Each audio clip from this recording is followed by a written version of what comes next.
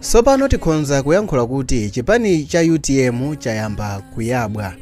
Chipani cha UTM mosogozedwa ndi mtsogoleri ake monga a Felix Njawala komanso Fredokisi Kaluwa kapena amene amatchedwa ndi zina kuti Fredokisi ndi ena ambiri pa 25 Oktoba mchaka cha 2024 anapangisa msonkhano wa atolankhani umene pa chizungu amatchula kuti press briefing kulilongwe kumene chipanichi chinafotokozapo za kumangidwa kwa mamembala a chipani chawo yemwenso ndi Secretary General wa chipani cha UTM amene ndi Patricia Kaliati. Kaliati ali mchitokosi pamene apolisi anawasekera ati pa mulandu waukulu umene ati akupanga kafukufuku panopa za mulanduwo. Koma mpaka na panopa palibe wina aliyense amene wabwera poyera ndi kuyankhula kuti awamanga chifukwa chani. Pa msonkhano wa atolankhani wa chipani cha UTM anthuwa anafotokoza kuti ndi okhumudwa iwo ngati chipani ndi kumangidwa kwa Patricia Kaliati omwe anatengedwa pa 24 Oktoba ndi apolisi nkukawasekera pa mulandu wawo. A UTM wo akuti mchitidwe uwo ndi ofuna kuopsezana ndipo a UTM ati akupempha kuti Madam Secretary General a chipani chawo amene ndi a Patricia Kaliati atuluke ku polisi. A UTM akufotokoza kuti izi ndi ndale chabe. UTM ikupempha onse amene akupereka sapoti kwa Kaliati kuti azipereka koma zichitike mwabata ndi mtendere. A UTM ati aliyense ofuna kukaona a Kaliati a chipani cha UTM azinena ku UTM cholinga awauze kumene ali chifukwa apolisi akungowasintha kuchoka polisi ina kupita ku polisi ina.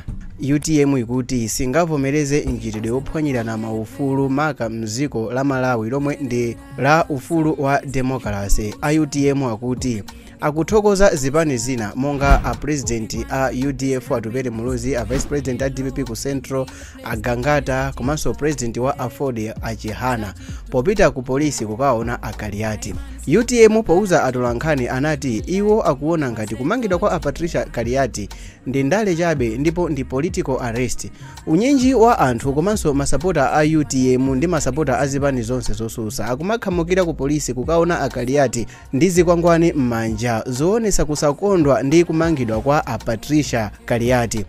A Patricia Kaliati ndi mmodzi mwa anthu amene amadziwika bwino ndi kulankhula nkhani zokhazula ndi kuyankhula nkhani zosanyengerera. Iwowa amadziwika bwino ndithu ndi kuuzamo mawaniwani akhala akuyankhulapo pa mbalambanda kuti iwo sanakondwere ndi mmene president komanso achipani cha MCP anagwirira ntchito mu nthawi imene ndege inasowa, sanakondweresedwe ndi mmene boma linatengera action pa kusowa kwa ndege, sanakondwere ndi chidodo chonse chimene chinachitikapo after ndege kusowa. Iwowa ndi mmodzi mwa anthu amene akayime nawo kupikisana pa mpando wa upresident ku chipani chimenechi cha UTM masankho amene akubwera posachedwapa. Posachedwapa a Patricia Kaliati anakhala ndithu akuonesa kuti akunyozana kwa mtunthu ndi Michael Usi.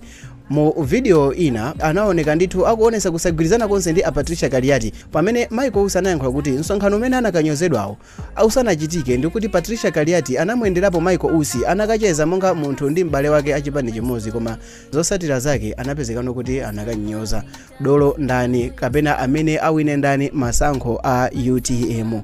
Anthu ambiri akukhulupirira kuti ku UTM kuli kazitape amene anthu ambiri amaloza maso pa Michael Usi.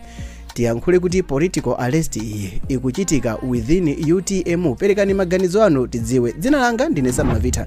Ndimapanga ma videos osiyana pa YouTube. Mwamvapo za mmene wamangidwa Patricia Kaliati. Taonera video imene ili pa screen chifukwa ikufotokoza za chinkulirano pakati pa Patricia Kaliati komanso Michael Usi. Samavita here. Please remember to subscribe.